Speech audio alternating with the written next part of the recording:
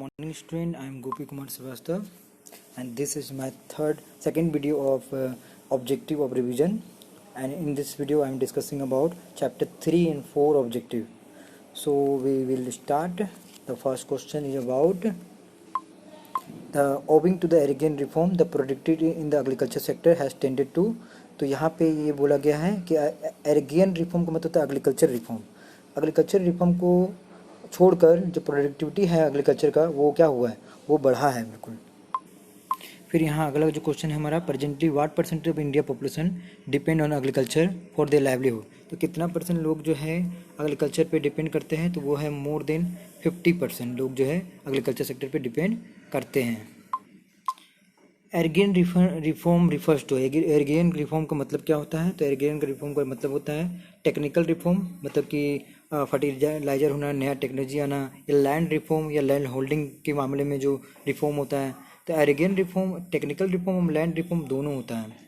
फिर उसके बाद है which of the following is a reason for the backwardness in of agriculture in India. इनमें से कौन सा रीजन है जो इंडिया का एग्रीकल्चर को बैकवर्डनेस करता है। तो देखा जाए तो चारों इसका आंसर होगा, चारों ऑप्शन होगा। तो इसका ऑप्शन होगा all of this, dependent on rainfall पे हमें निर्भर होना पड़ता है, डेफिसिट इरिगेशन है, जो सिंचाई की सुविधा है, जो पानी की सुविधा है वो भी कम मिलता है, बैकवर्ड टेक्नोलॉजी है। तो इसमें ऑल ऑफ दिस आंसर होगा, ठीक ना। फिर है consideration of the holding refers to, consideration का मतलब क्या होता है यहाँ पे, conversion of scatter into the unfilled holding. तो ये आपका कॉन्सिडरेशन होल्डिंग होता है, मतलब स्केटर बिखरा होना फील्ड का या जहाँ पे हम खेती करते हैं। फिर इसको price support policy focus on, price policy जो पॉलिसी है वो किस चीज़ पे फोकस करता है, तो उसका आंसर सी होगा, stability of income from farming. तो प्राइस सपोर्ट पॉलिसी जो है वो हमारा फोकस करता है stability of income from farming से, ठीक ना। फिर use of chemical fertiliser has lead to, जो हमारे जो केमिकल फर्टिलाइजर हम जो यूज करते हैं उससे क्या होगा, राइज इन फॉलोइंग, मतलब कि हमारा जो फसल है वो बढ़ सकता है, या फॉल इन फॉलोइंग दोनों हो सकता है, या rise in the area under the cultivation. इसमें क्या होगा कि अगर आप केमिकल यूज करते हैं तो आपका जो फसल है वो राइज भी कर सकता है और फॉल भी कर सकता है, ये बताया जा रहा है, ठीक है।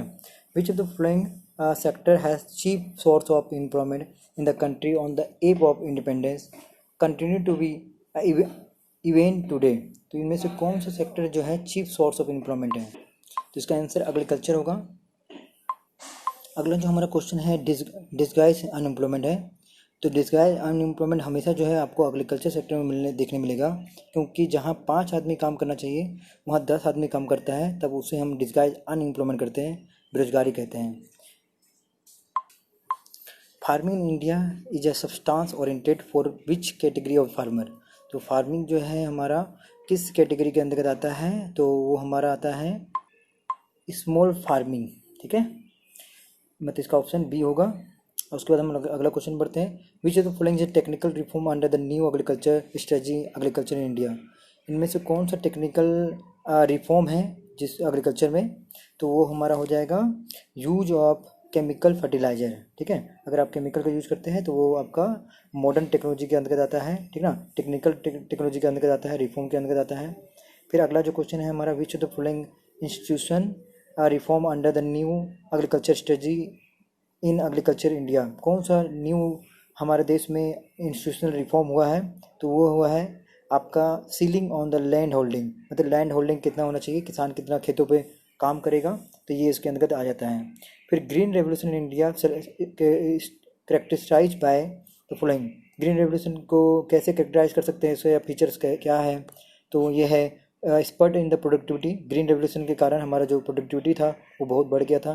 फिर सब्सटेंशियल राइज हुआ था, एक्रीज मतलब होता है पर एरिया लैंड, कितना लैंड पे आप खेती कर रहे हैं, तो सेल्फ सफिशिएंसी आ गया था। तो देखा जाए तो ये सभी ग्रीन रेवोल्यूशन का देन है, जिसकी वजह से हमारा एग्रीकल्चर सेक्टर बहुत ज़्यादा बढ़ गया था, ठीक है। अब हम लोग आते हैं चैप्टर 4 में, स्ट्रेटजी ऑफ इंडस्ट्रियल ग्रोथ की ओर। तो पहला क्वेश्चन जो है हमारा है, which of the following statement is incorrect, इनमें से कौन सा इनकरेक्ट है, तो इसका ऑप्शन जो है आंसर है वो डी है, income elasticity of demand is higher in case of agriculture goods than industrial goods. यहाँ लिखा गया है कि एग्रीकल्चर गुड्स का जो इनकम होता है, डिमांड जो होता है वो ज़्यादा होता है एग्रीकल्चर गुड्स से, तो ऐसा तो है नहीं। फिर public sector enterprise are driven largely consideration of, public sector में क्या ज़्यादा ध्यान दिया जाता है, तो वो है सोशल वेलफेयर पर ध्यान दिया जाता है। फिर थर्ड नंबर है which of the following was an obstacle in the development of industrial after independence, तो इनमें से कौन सा ऑब्स्टिकल डेवलपमेंट है, तो वो हो गया आपका आंसर यहाँ पे देखा जाए तो ऑल ऑफ दिस होगा। इकोनॉमिक इंफ्रास्ट्रक्चर के कारण हमारा जो डेवलपमेंट हुआ था इंडस्ट्रियल में, इंड्यूसमेंट हुआ था, इन्वेस्टमेंट को बढ़ाया गया था, कैपिटल का थोड़ा कमी तो था पर ये जो है ऑब्स्टिकल बढ़ाया आया था, ठीक है। तो ये सब लेक है, कमी था, जिसकी वजह से देखा जाए तो इसको ऑल ऑफ द दीज होगा।